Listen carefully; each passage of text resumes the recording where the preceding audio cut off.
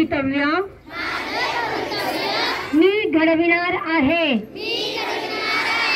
यासाठी येणाऱ्या संकटांना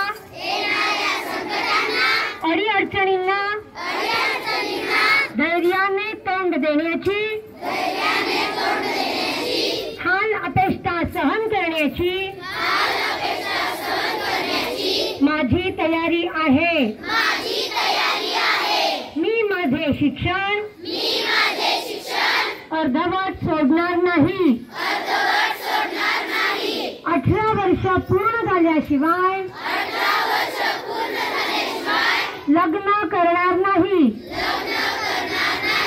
भारतीय राज्यघटनेने व्यक्ती म्हणून दिलेल्या हक्काचा मी पूर्णपणे वापर करेन।